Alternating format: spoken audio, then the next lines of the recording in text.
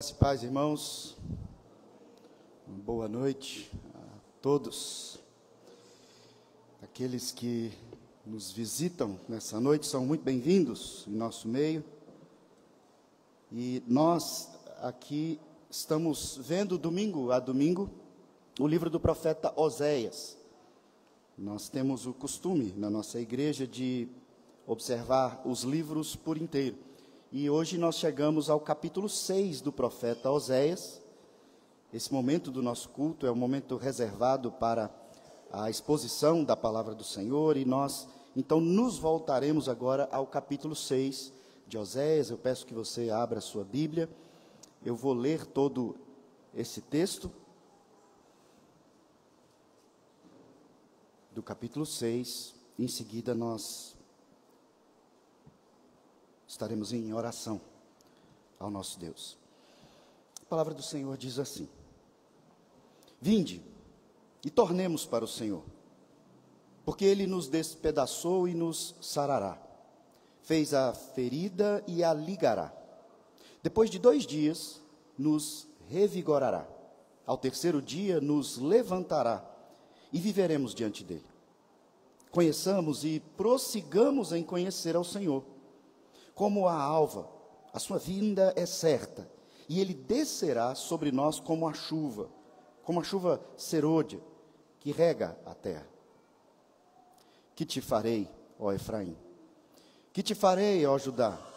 Porque o vosso amor é como a nuvem da manhã e como o orvalho da madrugada que cedo passa. Por isso os abati por meio dos profetas, pela palavra da minha boca os matei, e os meus juízos sairão como a luz.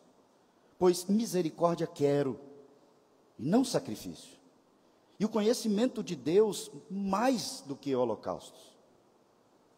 Mas eles transgrediram a aliança, como Adão.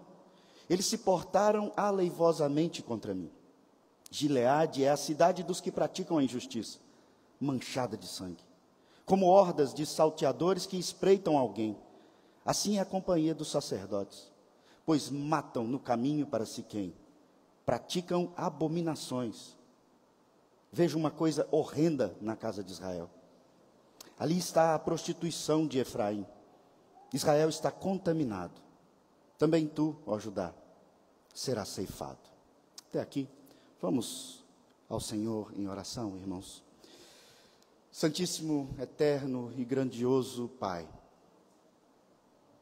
estamos diante da Tua palavra.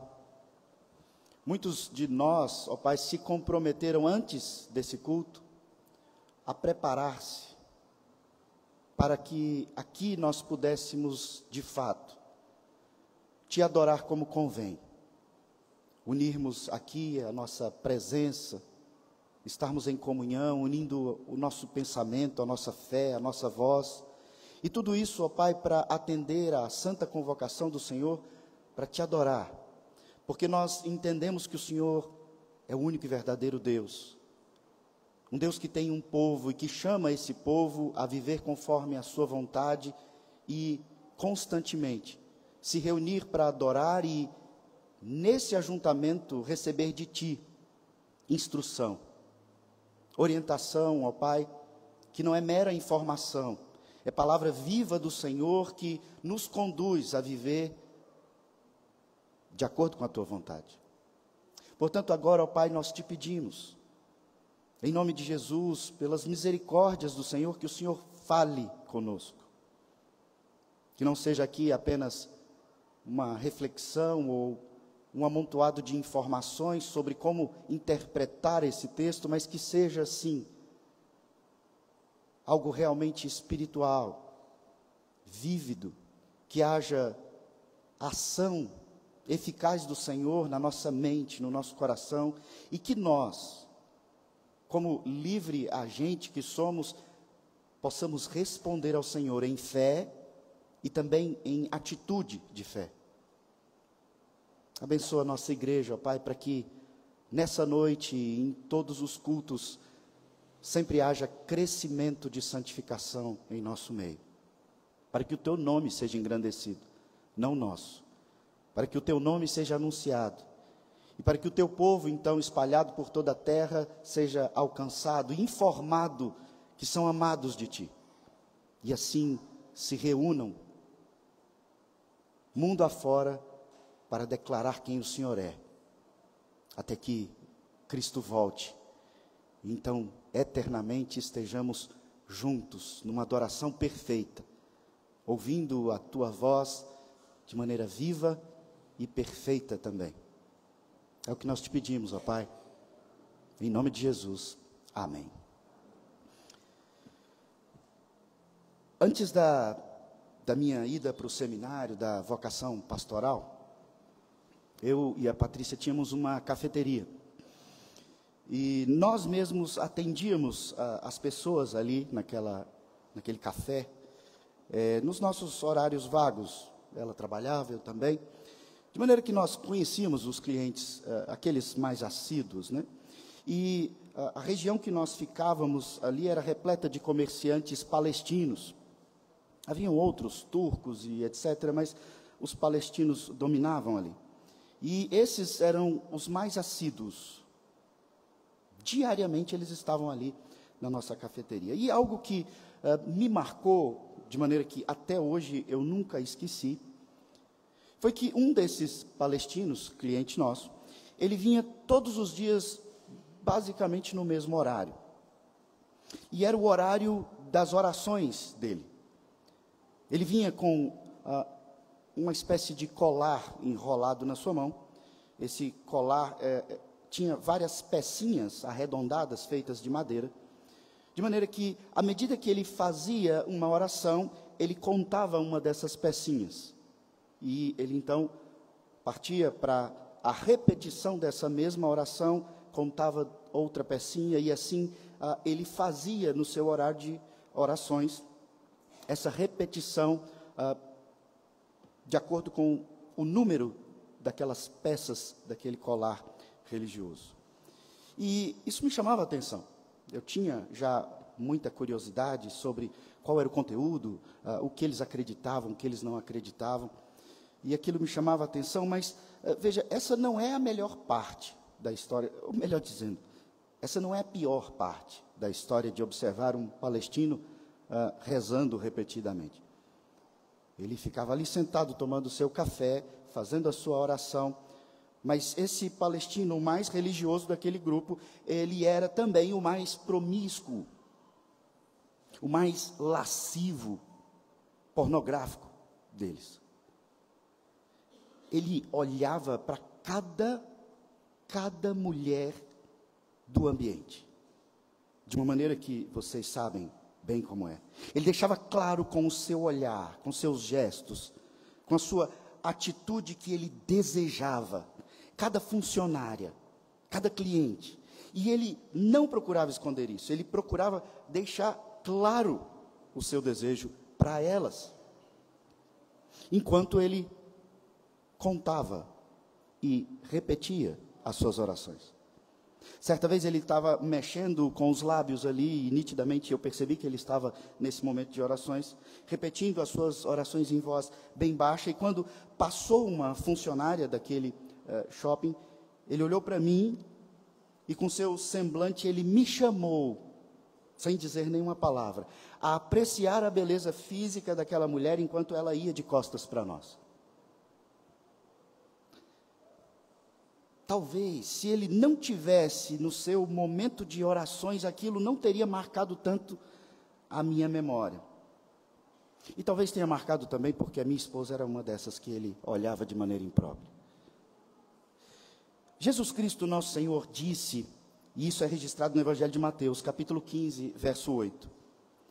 Esse povo, e ele se dirigia àqueles falsos religiosos, ele disse, esse povo honra-me com os lábios, mas o seu coração está longe de mim. Esse povo honra-me com os lábios, mas o seu coração está longe de mim. Nós vimos aqui no texto do profeta Oséias, temos caminhado capítulo a capítulo, e chegamos no capítulo 5, onde tratamos de maneira muito apropriada sobre culto.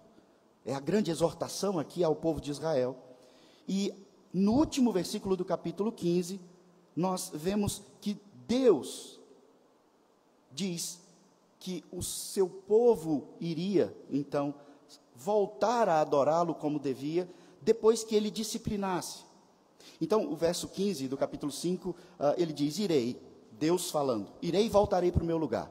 Ou seja, eu vou deixar vocês pensarem sobre a exortação que o profeta está fazendo a vocês, sobre esse erro de culto, de adoração, essa hipocrisia religiosa de vocês. Então eu vou voltar para o meu lugar, até que vocês se reconheçam culpados e busquem a minha face. E Deus mesmo expressa aqui na sua expectativa sobre o seu povo: estando eles angustiados, cedo me buscarão. O próprio Deus fala que ele vai para o seu lugar e o seu povo há de reconhecer em algum momento, depois da disciplina, que são culpados, então buscariam o Senhor. Só que o próprio Deus, que é eterno, onisciente, que sabe de todas as coisas, ele mesmo diz: mas tem algo que me preocupa.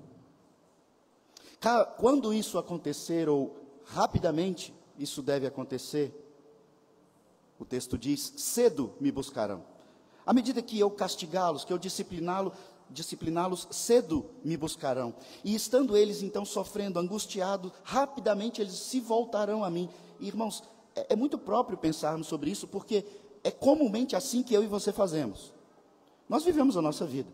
Mas quando as coisas ficam difíceis, nós somos disciplinados, provados pelo Senhor. Então, as coisas começam a ficar muito difíceis. Então, rapidamente nós nos voltamos e somos os mais crentes de todos.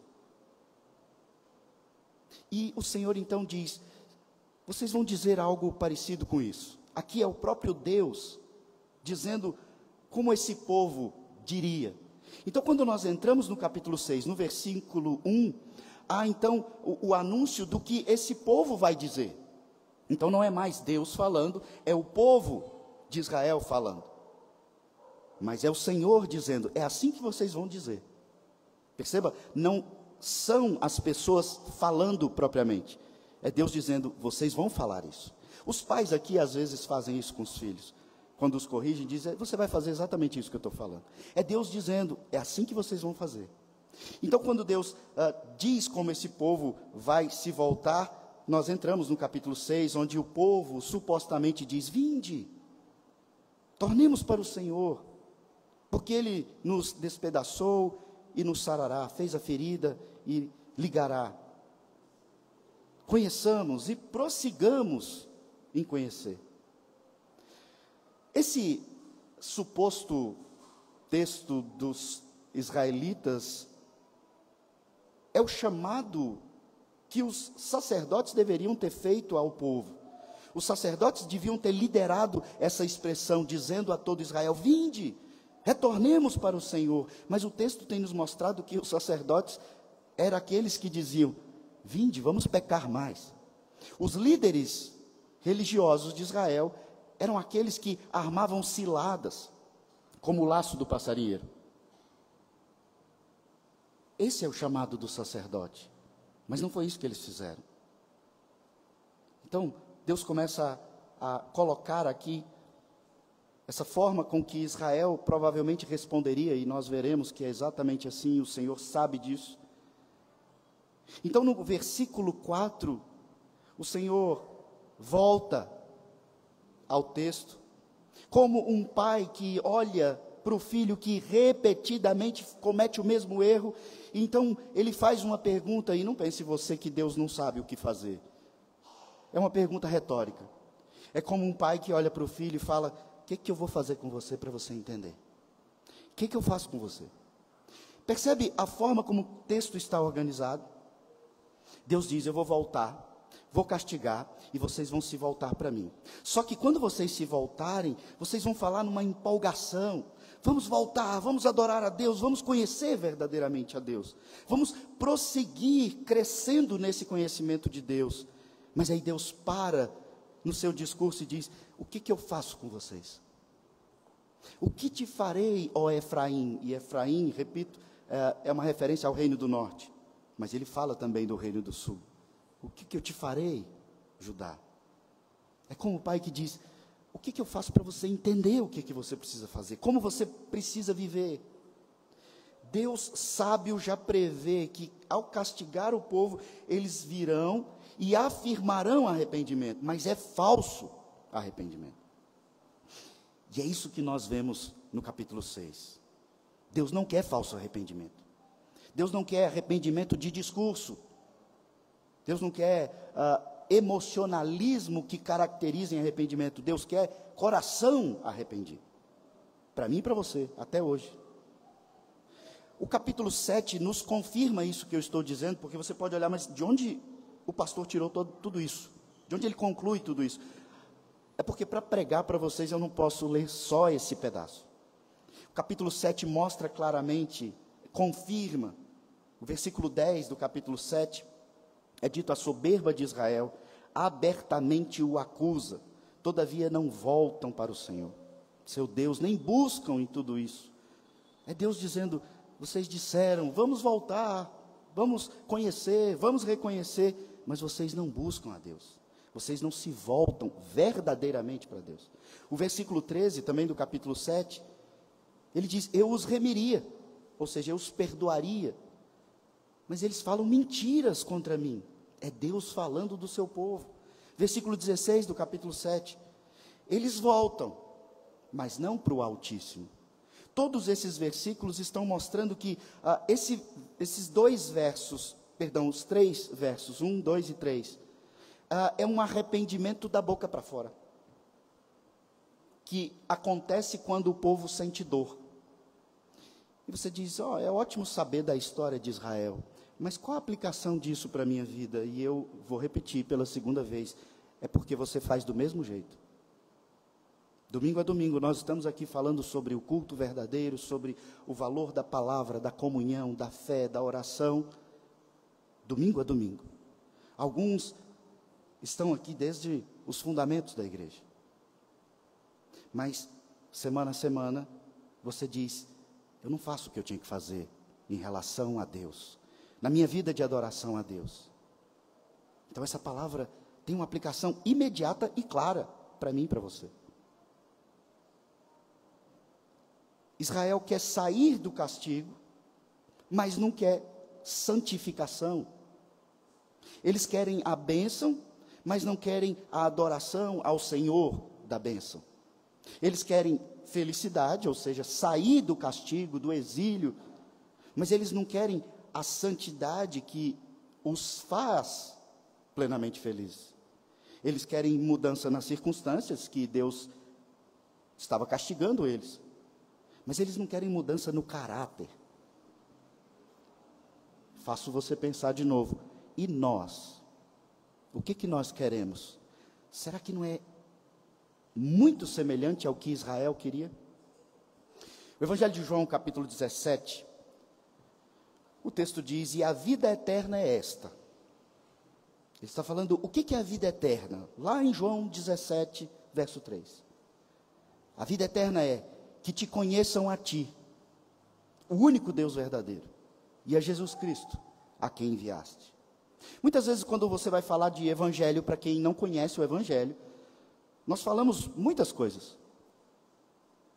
Mas será que você consegue compreender? Qual é essa vida no céu?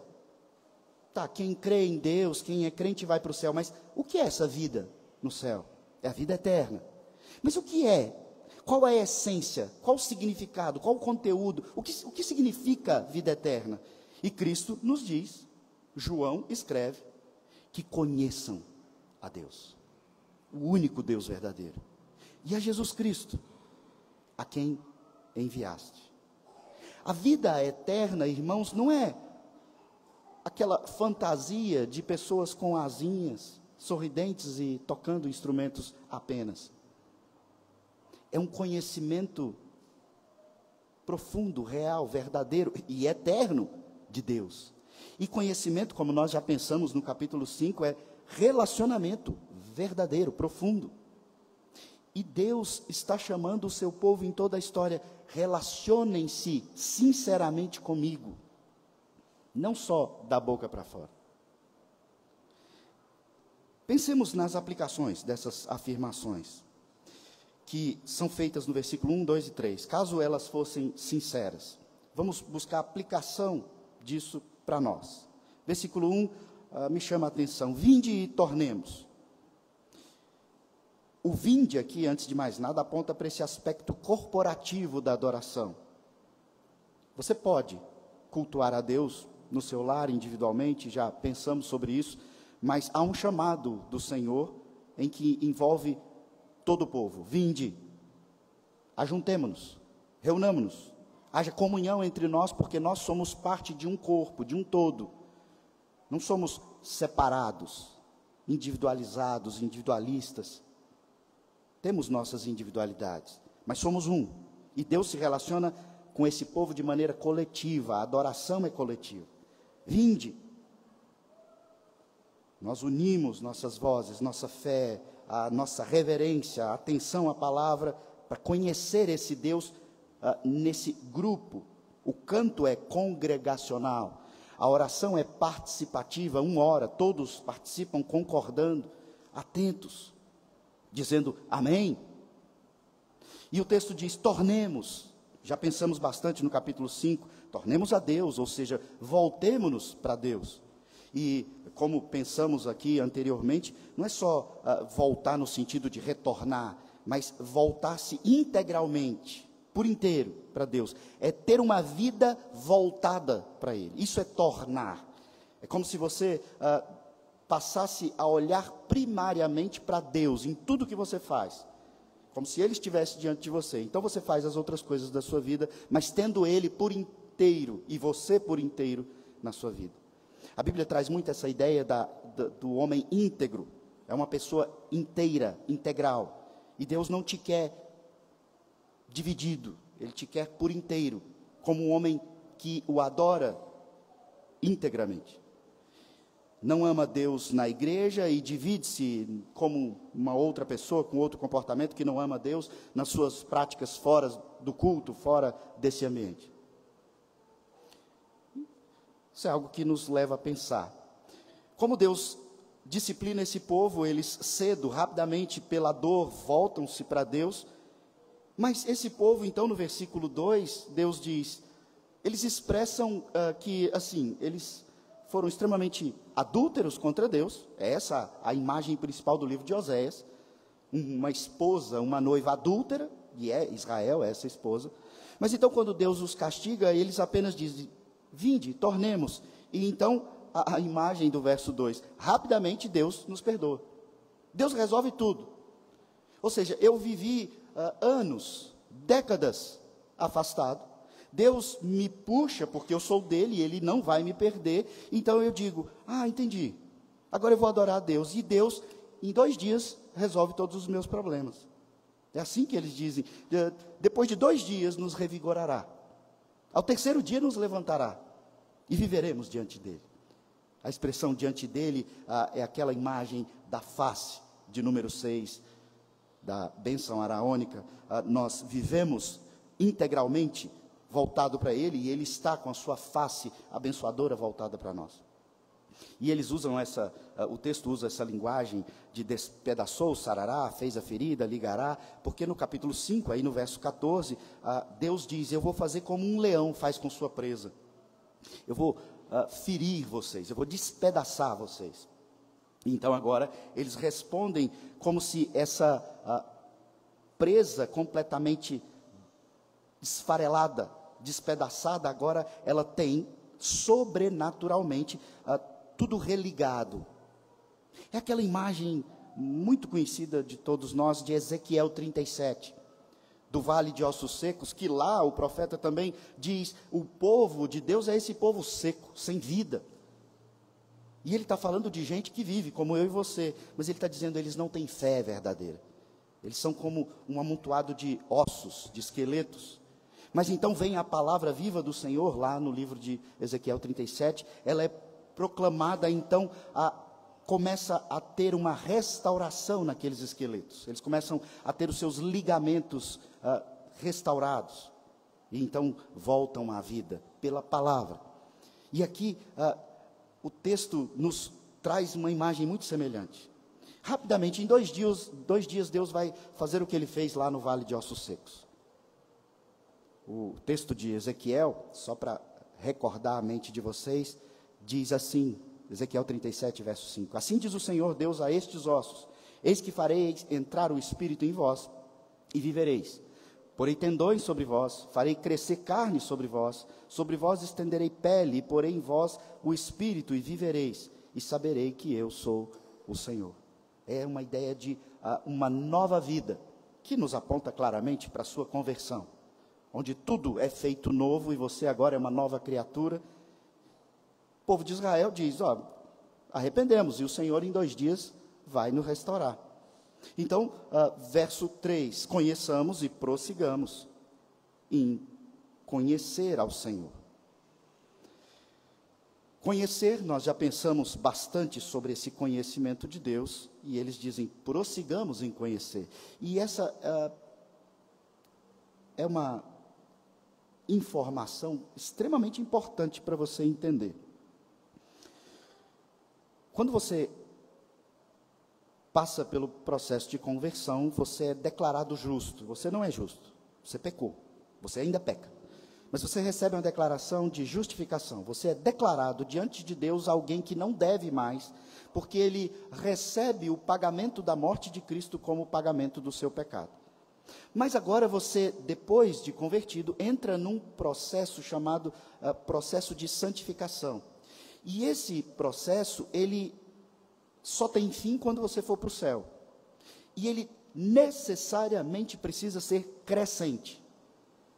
A sua vida de santidade, ela precisa crescer. Você não pode ficar estagnado. Você precisa subir. E aqui o texto traz, vamos conhecer o Senhor. Vamos verdadeiramente conhecer quem é Deus. Mas mais do que isso, vamos crescer nesse processo de conhecer. Ou seja, você precisa crescer na sua santificação, e tem uma forma de crescer. Aqui na igreja nós falamos muito dos meios de graça, leitura da palavra, oração, esse momento, a comunhão dos santos, os sacramentos, são meios que Deus nos concede para que você cresça em santificação. Mas esses meios, se você fizer uma reflexão rápida, eles são meios que justamente aumentam a sua relação com Deus. Leitura da palavra, aumenta a sua relação. Oração, aumenta a sua relação com Deus. A comunhão com os irmãos, aumenta, qualifica a sua relação com Deus. Sacramentos. Mas por que aumenta? Por que você cresce? Porque a palavra revela quem Deus é. Então você, na verdade, está crescendo no conhecimento de Deus. Conheçamos e prossigamos em conhecer. E uma ótima aplicação para mim e para você. Você está prosseguindo no conhecimento do Senhor? No progresso da sua santificação? Eu falo isso aqui constantemente. Em 2025, você vai poder olhar para trás e falar, eu estou mais santo do que em 2024? É necessário que isso aconteça. É bíblico, é o chamado do Senhor. E basicamente não é você fazer um esforço para merecer ser chamado mais santo. Não, é em 2025 você olhar para 2024 e falar, agora eu conheço mais sobre os tesouros da palavra do Senhor. Agora eu conheço mais sobre quem Deus é, como Ele age. Eu tenho me relacionado em oração com Deus e Ele tem respondido. Outras orações Ele não tem respondido como eu queria, mas eu me submeto porque eu entendo que Ele é um Deus bom. Eu conheço o caráter dele. É isso que é crescer em santificação. É orar, é se relacionar, é passar a confiar mais. A se relacionar, mesmo nos momentos mais difíceis, em confiança, em submissão, em honra, reverência. Isso é crescimento no conhecimento, isso é crescimento de santificação. E nós precisamos disso. O texto diz que eles se voltariam a conhecer e prosseguir, e eles dizem, o Senhor afirma, que isso é certo, não tem dúvida. Ele fala, como a alva. Eu acho que você não tem dúvida que, se Cristo não voltar agora, daqui a pouco, eu acho que é certo que amanhã o sol nasce. E eles dizem aqui, é como a alva. A vinda do Senhor em nosso resgate é certa. E eles dizem, ele descerá sobre nós como chuva serôdia, que rega a terra. É uma chuva fora do tempo, uma chuva fora da estação, uma chuva forte. Então eles dizem, é certeza. A confiança de Israel, e veja, é Deus dizendo e mostrando para eles, ela é arrogante. A gente só vai falar, me arrependi, e Deus vem como o sol, é certo. E nós sabemos que Deus é misericordioso, nós sabemos que Deus perdoa, mas o que Deus está chamando a atenção de Israel, e a minha e a sua hoje é, o seu arrependimento é sincero, é verdadeiro, você se volta realmente para Deus, ou você quer que a disciplina pare? Na igreja, quando nós temos alguém em pecado, o conselho precisa se reunir e avaliar, e como uma marca de uma igreja verdadeira, nós precisamos disciplinar as pessoas até que ela dê prova de arrependimento. A liderança da igreja é humana, ela é falha, mas ela precisa verificar, a pessoa se arrependeu daquele pecado? Ela diz que se arrependeu, a gente pergunta. Como tem sido o seu comportamento? E assim nós vamos avaliando tudo isso, junto com a pessoa. Não é um castigo, é uma proposta de restauração. Você se arrependeu? Como humanos que somos, a pessoa que continua praticando o mesmo pecado pode se virar para o conselho e dizer, sim, claro, estou completamente arrependido. E alguns já me perguntaram, e aí, pastor, como que você faz se a pessoa mentir? Aí eu falo, aí ela vai ter que se ver com toda a ira de Deus. Porque Deus não vai me cobrar que eu saiba algo que não tem como saber. Se alguém chega na igreja e diz que crê em Cristo e que o confessa, eu batizo. Mas e se for mentira? Aí ele se vê com Deus. E se quem está sendo disciplinado não se arrependeu, apenas está sentindo remorso por causa das consequências? Que me diga, porque aí estudaremos a Bíblia sobre isso. Juntos, é esse o processo. Mas se mentir, Deus alerta o povo aqui sobre essa falsa profissão. E então chegamos no versículo 4, onde Deus, como um pai que percebe esse comportamento, essa arrogância, e diz, o que eu faço com vocês? Crentes falsos. E repito, Deus não tem dúvida do que fazer. É uma pergunta retórica. Ele está falando, vocês não percebem? E então Deus começa a partir do versículo 4 a falar, por que é tão evidente aos olhos do Senhor esse coração arrogante dos crentes de Israel, e não é diferente no nosso tempo. Deus explica, para que haja entendimento e verdadeiro arrependimento. E é aqui que entra o nosso entendimento, para que você hoje, na sua resposta a essa pregação, na sua consagração, você responda a Deus, sabendo o que precisa ser feito, o que precisa ser corrigido, qual atitude você deve tomar sinceramente diante de Deus. Ele diz, porque o vosso amor é como a nuvem da manhã, como o orvalho da madrugada, que cedo passa. De que ele está falando? Ele está dizendo, Israel, vocês juram que vão ser fiéis, que vão fazer tudo o que a minha palavra diz, mas vocês não fazem.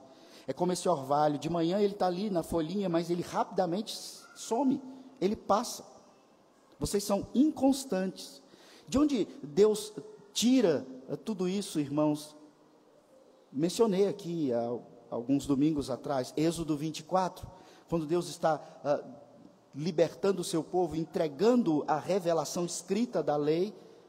A lei é pronunciada, ensinada por aquele que é vocacionado por Deus, Moisés, e então o povo congregado, junto, como um grande corpo, diz em alta voz, respondendo à pregação de Moisés, tudo o que falou o Senhor faremos e obedeceremos. Essa é a resposta de Israel. Tudo o que o Senhor falou, nós faremos, obedeceremos. E Deus olha para o povo aqui, pouco tempo depois, no período de Oséias, e diz, as afirmações de vocês são como orvalho. Declaram todo o amor, mas antes do sol de 8 horas da manhã, vocês já se esqueceram quem eu sou. Então aqui Deus vai apontando, por isso abati por meio dos profetas. Deus mostra que a disciplina, a exortação, a correção, vem por meio da palavra proclamada, que é o que eu estou fazendo aqui com vocês agora. Mas eu não sou superior,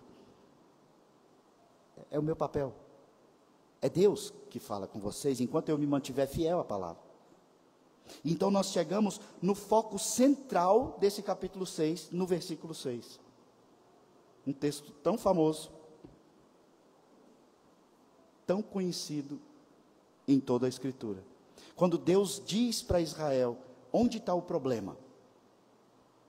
Pois misericórdia quero, e não sacrifício. E o conhecimento de Deus, mais do que holocaustos. Quando você lê esse texto, rapidamente você pensa, mas Deus não quer holocaustos? É porque Ele não quer que animais morram? Por que Ele não quer? Quem que exigiu o holocausto? Deus. Então por que Ele não quer holocaustos? Porque Deus aqui está mostrando a hipocrisia, a falsidade, o falso arrependimento.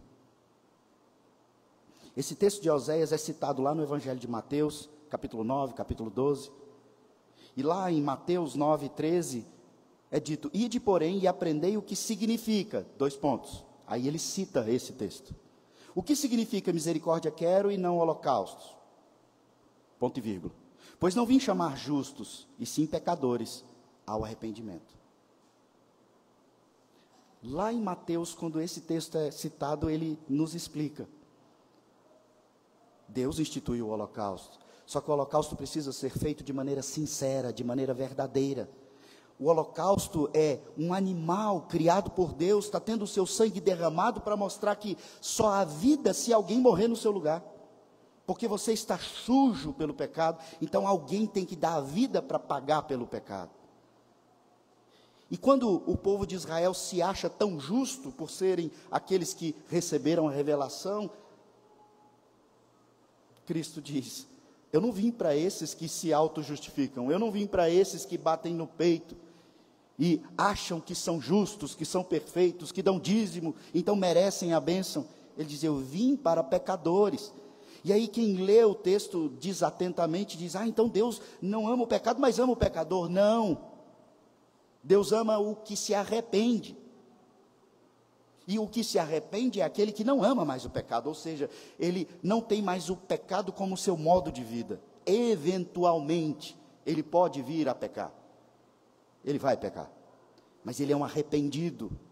Então Deus não ama o que ama o pecado, Deus não ama o pecador, aquele que vive pecando. Deus ama aquele que se reconhece como pecador e que se arrepende e se apresenta diante de Deus dizendo, eu não tenho mérito nenhum, e o Senhor me salvou. Portanto agora, para a tua glória, eu quero viver de acordo com a tua vontade, em arrependimento sincero, em santificação, em busca de uma vida correta aos seus olhos. Mas eu reconheço que sou incapaz, eu preciso de Cristo, eu preciso da tua palavra, eu preciso de muita oração, eu preciso da comunhão com os santos, eu preciso dos sacramentos. É essa a pessoa que o Senhor procura. Ele não busca aqueles que olham para si e se acham justos, merecedores. Aquele crente que olha para o crente do banco que está do lado e diz, ok, essa pessoa é crente, mas eu sou melhor do que ela. Ele busca os que reconhecem a sua miséria. Deus quer sinceridade na verdade e não formalidade religiosa. E aqui eu preciso expandir um pouco, como esse é o foco central do texto, o versículo 6. Eu preciso que nós entendamos um pouco mais sobre o que é esse culto verdadeiro, sincero, onde não é um discurso falso, que você entra aqui e você canta as músicas porque você lê a letra, mas você não está pensando. Ou você fecha o olho quando alguém está orando, mas você está pensando no que aconteceu mais cedo, ou no que você vai fazer depois. E muitas vezes a pregação você vê um monte de problema, demora, chatice, mas você não foi impactado. Nós precisamos pensar sobre isso. O que é um culto sincero? Que Deus chama Israel. Eu quero que vocês se relacionem sinceramente, tenham conhecimento de mim. É o que ele diz no verso 6. Eu não quero esse ritual religioso de holocaustos sem uma atitude sincera do coração. Eu quero o holocausto com atitude sincera do coração. Percebe que eu não anulo o holocausto? Não posso. Deus instituiu.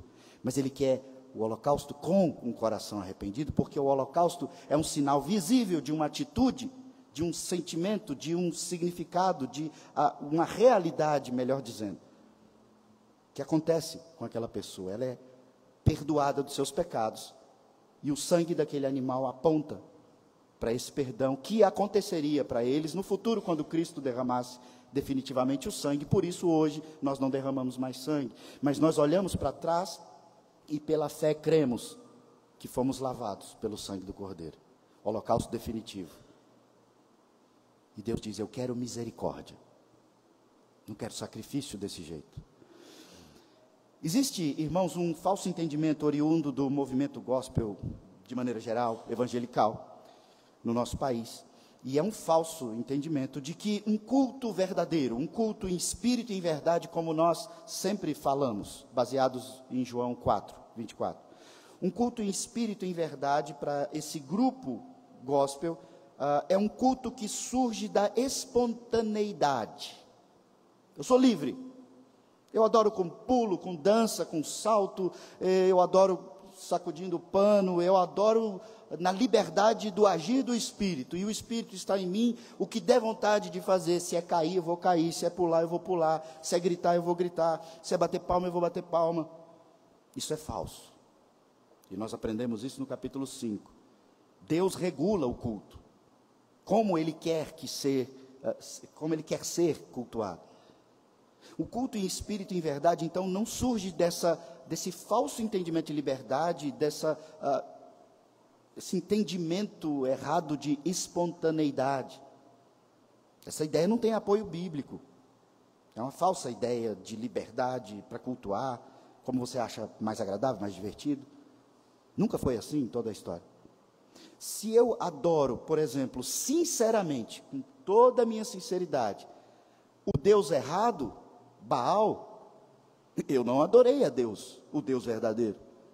Portanto, se eu não adoro o Deus das Escrituras, eu não estou adorando a Deus. E você diz: mas é sincero, mas está errado. Então não foi para ele. Ele não recebe o que não vai para ele.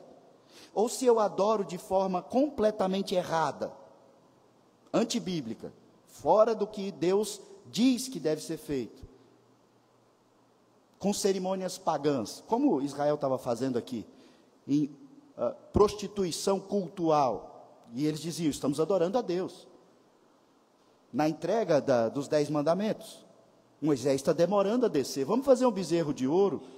E você diz: mas então eles estavam adorando o bezerro? Não, eles estavam adorando o Deus de Israel. Mas eles fizeram a imagem de um bezerro, de um touro, de um bicho que transmitia força. E Deus abomina isso. Deus não é um touro. Deus não é um grande bezerro. Ele não deve ser adorado por meio de uma imagem de fundição, que reflete apenas um pouco da força comparado com um animal. Essa é uma cerimônia pagã de adoração ao Deus real. Também está errado. Isso não é espontaneidade, sinceridade, espírito e verdade. Isso é erro.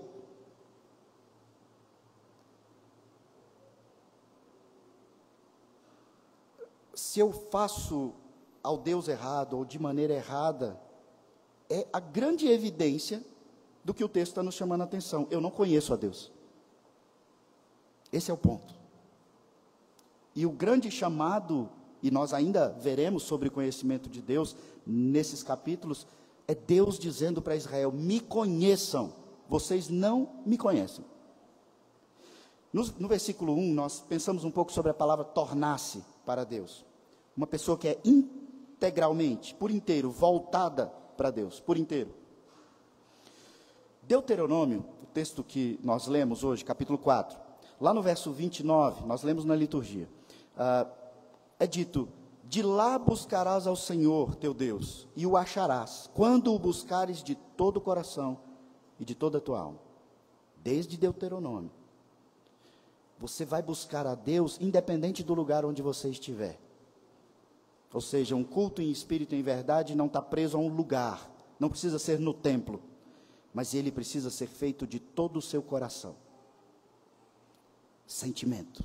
Ele precisa ser feito de toda a sua alma em espírito. Um texto que esclarece ainda mais esse aspecto de sinceridade, de verdade para nós, é o clássico texto do encontro de Jesus com a mulher samaritana, João 4, verso 22 a 24. Eu vou ler rapidamente para nós pensarmos um pouco sobre esse culto em espírito e em verdade. João 4, 22 diz: Vós adorais o que não conheceis, nós adoramos o que conhecemos, porque a salvação vem dos judeus. Mas vem a hora, e já chegou, em que os verdadeiros adoradores adorarão o Pai em espírito e em verdade, porque são esses que o Pai procura para seus adoradores. Deus é espírito, e importa que os seus adoradores o adorem em espírito e em verdade. Estamos aprendendo sobre o que é dito no versículo 6 de Oséias, mas esse texto do Evangelho de João, ele destrincha o que é conhecimento e não holocausto. É uma adoração em espírito e em verdade. E o que é essa adoração em espírito e em verdade que Jesus fala? Primeiro ele olha para a mulher samaritana e diz para ela: vocês não conhecem. Percebe que está dentro do contexto de Oséias? Vocês adoram o que vocês não conhecem. Primeira coisa, nós conhecemos. A mulher está fazendo uma comparação, tem todo um contexto, e ele diz: você precisa conhecer o que você adora. Segundo lugar, que nós vemos ali no encontro de Jesus, Deus requer verdadeiros adoradores. Logo, existem falsos adoradores. Tem gente dentro da igreja, dentro do culto, que não adora a Deus. Arthur Pink disse: a religião é um dos principais meios usados por Satanás para cegar a humanidade, quanto à sua verdadeira e terrível condição. Satanás usa a religião para cegar a humanidade. As pessoas acham que estão adorando a Deus, mas estão adorando a Satanás. É isso que Arthur disse. Você diz: mas pastor, isso é muito pesado. Mas é real. Mateus 4, verso 8. Não precisa abrir, ouça com atenção, para que você consiga apreender. Mateus 4, verso 8 diz: novamente, o transportou o diabo a um monte muito alto, e mostrou-lhe todos os reinos do mundo, e a glória deles, e disse-lhe: tudo isso te darei, se prostrado, me adorares. Satanás falando para Cristo: é tudo seu, se você me adorar. Eu quero ser adorado. O diabo busca adoração. Lógico que Cristo diz: não, eu conheço o Pai, eu vivo pela palavra, eu vivo para adorar o Pai, para viver a vontade do Pai, não vou te adorar. É a mesma resposta que nós precisamos dar. Você conhece o Pai, você adora o Pai de acordo com a palavra. Deuteronômio 32, 17 diz: sacrifício ofereceram aos demônios, não a Deus. Sacrifício aos demônios. Se você olhar o contexto de Deuteronômio 32, eles achavam que estavam sacrificando para Deus. E Deus diz: esse sacrifício de vocês foi para demônios. Quando a adoração é errada, ainda que seja sincera, ela não vai para Deus. E se ela não vai para Deus, ela vai para o inimigo de Deus. Quando a adoração é feita ao Deus errado, ou quando ela é feita de forma errada, nós precisamos procurar, compreender e aprender para fazer da forma certa. Essa é a adoração em espírito e em verdade. Terceiro aspecto: se Deus é espírito, e Cristo fala isso para a mulher samaritana, se Ele é espírito, você não o adora com o sacrifício físico em si. Por isso lá em Oséias 6 diz: eu quero misericórdia, eu quero conhecimento, não holocausto, não sacrifício. Por quê? O sacrifício é algo físico, palpável. E eles estavam se relacionando como se aquilo ali fosse tudo. E Deus diz: eu sou espírito, eu não como carne de animais. Então vocês não estão me alimentando com o sacrifício em si. O que eu quero é a atitude do seu coração. Por isso Cristo olha para a mulher samaritana e diz: Deus é espírito. E entenda, a adoração precisa ser feita em espírito, para o espírito. É por meio do espírito, é tudo espiritual. Portanto, quando você traz dízimos e ofertas, isso precisa apenas demonstrar uma atitude de gratidão sincera e verdadeira do seu coração. Deus não quer o seu dinheiro. Ele não precisa do seu dinheiro. Deus não precisa da sua presença para que a igreja tenha membros. Deus não precisa dessa estrutura, Deus não precisa de uma série de coisas palpáveis. Ele quer a sinceridade do seu coração em atitude de adoração. É esse o ponto. Se Ele é Espírito, eu preciso adorar em Espírito. Se eu participo da ceia sem sondar meu coração, buscar perdão, não adiantou. Se eu canto uma música de adoração sem saber o que digo, não adianta. Se eu não oro verdadeiramente, não respondo em consagração depois de ouvir a palavra, também não adianta.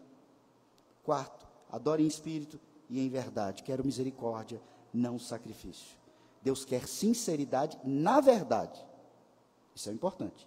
Não formalidade. Se a palavra, aqui a palavra verdade pode traduzir melhor para nós, efetivamente. Adore em espírito de maneira efetiva. Você adora em espírito, em sinceridade, mas mais do que isso, você adora em verdade, ou seja, de forma efetiva, real. Você está aqui e você é ativo em tudo que você faz. Você não é passivo, você só não recebe. Isso aqui não é uma apresentação, é você cultuando. E você diz, mas agora na hora da pregação não tem o que fazer. Tem. Se você se esforçar de todas as formas, e muitos de nós temos muitas dificuldades para isso, para estar atento, para refletir, para fazer uma ligação com outra informação bíblica, para pensar como isso se aplica à minha vida, como eu respondo a Deus, como eu melhoro, que atitude eu preciso tomar. Eu devo anotar esse versículo, eu devo anotar para colocar isso na minha reflexão, na minha devocional. Essa é uma escuta ativa da pregação. Mas se você não usa de todo o esforço para isso, provavelmente você vai ser o primeiro a achar esse momento extremamente cansativo e chato, onde você fica só esperando para acabar. Se você estivesse pagando o Gran Cursos, gastando R$5.000 por mês, na expectativa de aprender um conteúdo para passar numa prova de um concurso muito importante para você, provavelmente você usaria de vários artifícios e técnicas para aprender tudo o que é dito ali. É disso que eu estou falando. Será que porque o culto é gratuito? Porque você já é crente? Em espírito e efetivamente. A religião para Israel não vinha sendo em espírito e em verdade, conhecimento real de Deus. Israel levava holocaustos, sacrifícios para aplacar a ira de Deus, como se os sacrifícios fossem atos mágicos. Hoje, nas igrejas evangélicas, não todas, o dízimo virou a mesma coisa. Eu compro a bênção. Isso não existe. Isso não existe. O dinheiro é para manutenção e expansão do reino do Senhor na terra. Justice. Eles agiam como se aquilo ali fosse aplacar. E Cristo diz para a mulher samaritana, Ele é Espírito. Uma aplicação, irmãos, para nós. Ele, a partir do verso 7, começa a afirmar que o povo estava transgredindo a aliança como Adão. Adão quebrou a aliança e foi retirado do jardim do Éden. Israel quebra a aliança e é retirado da terra prometida. É essa a sentença do profeta Oséias. Esse povo é espalhado pela terra e nós, hoje, temos uma grande aplicação. Adão errou, Israel errou, você errou, Cristo não. 1 Coríntios 15, verso 45, diz, primeiro o homem, Adão, foi feito alma vivente. O último Adão, porém, é espírito vivificante. Para você adorar o Senhor em espírito e em verdade, você precisa ser cheio do Espírito, cheio de Cristo, se alimentar da palavra, do caráter, da fé em Cristo. Você em Cristo é feito espírito vivificante. Então Ele, em você, te habilita a adorar. Não é você, é Ele em você. Como está a sua relação com Ele? Sua adoração, se for responsavelmente feita naquilo que você sabe que precisa fazer. Você não fica esperando Deus colocar em você um prazer fantasioso. Não, você faz o que Ele disse para fazer. Em nome de Jesus. E Ele diz, aí eu recebo. E aí eu te concedo o prazer, a satisfação. Então a sua adoração vai ser em espírito e verdade. O próprio Cristo, no agir do Espírito, no culto, te capacita a adorar em espírito e em verdade. Se você vem para esse lugar de maneira descomprometida, desleixada, sem o mínimo de pensamento, reflexão, preparação, você vem numa obrigação mecânica, você precisa ler durante a semana 10 vezes por dia o versículo 6. Deus não quer isso. Deus não quer isso. Ele quer misericórdia, coração, espírito e verdade. Então, eu deixo para você. Depois de entender isso, e nós vamos prosseguir nos capítulos seguintes, entendendo de maneira mais profunda. Como que você hoje, no ato seguinte a esse momento da pregação, como você responde ao Senhor nessa noite? Como você se compromete na sua consagração, a sua resposta de consagração, com o Senhor, não comigo, a adorá-lo de hoje para frente? Você já foi orientado, informado, é palavra do Senhor. Agora Ele espera de você, assim como Ele esperava de Israel, uma resposta. Essa resposta será como aquela? Como orvalho na folha? Hoje você diz, mas amanhã você não se lembra? Ou essa resposta vai mudar a sua vida de hoje para frente? Vamos orar. Senhor Deus, obrigado. Primeiramente pela Tua palavra, que não nos deixa desinformados. Obrigado também, ó Pai, porque não é um texto informativo qualquer, é palavra Tua, onde o Senhor nos promete que, pelo Teu Santo Espírito, o Senhor nos dá entendimento e aplica a realidade dessa palavra. Então temos de Ti, não só a palavra, mas a aplicação espiritual, real, vinda de Ti. Muito obrigado, Pai. Muito obrigado também, Senhor, porque somos informados pelo Teu Evangelho, que Cristo, o Verbo da vida, a ação de Deus, Ele habita em nós pelo Espírito. E se Ele é o Verbo, se Ele é a ação, se Ele é o agir, Ele é esse Verbo em nós. Nós podemos sim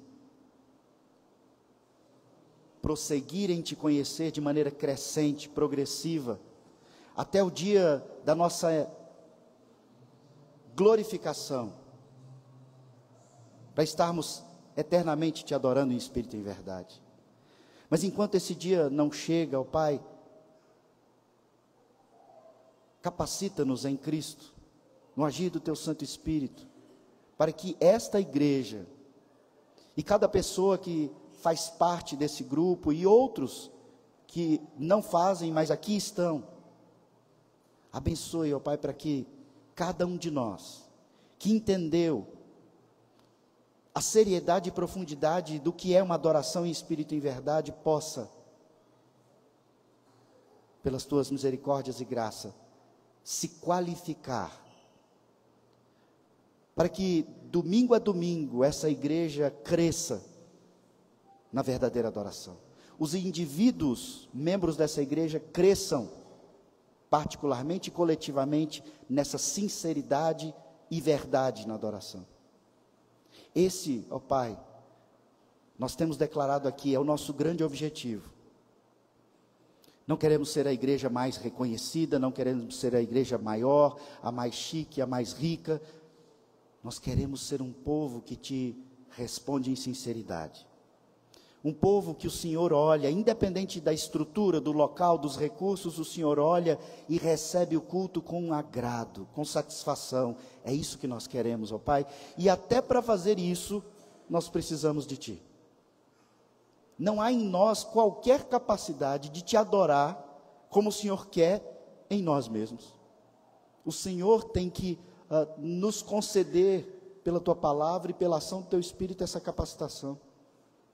E nós queremos reconhecer isso agora e pedir pela Tua misericórdia para que o Senhor derrame, semana a semana, pregação a pregação, comunhão a comunhão, o entendimento aprofundado dessa adoração verdadeira, para que nós cresçamos em Te adorar. Ajuda-nos, ó Pai, nós carecemos desesperadamente da Tua misericórdia. Do contrário, nós já fomos informados de que o Senhor virará as costas para a adoração hipócrita, uma adoração falsa. Não permita, Senhor, nós precisamos de Ti, nós queremos Te adorar em espírito e em verdade. Perdoa-nos por quantas vezes cantamos sem pensar, não ouvimos a Tua pregação, não ouvimos as orações e nem oramos. Nos perdoa quantas vezes, ó Pai, por semanas, meses, nós não oramos, nós não lemos, nós não procuramos Te conhecer, para saber verdadeiramente quem o Senhor é. Tem misericórdia de nós, ó Pai, nos perdoa e nos abençoa, porque tudo isso que nós pedimos em oração é em nome daquele que não errou, daquele que é justo, daquele que morreu para que nós pudéssemos receber esses meios de graça do Senhor, Jesus Cristo, Senhor e Salvador nosso. É em nome dele que nós oramos. Amém.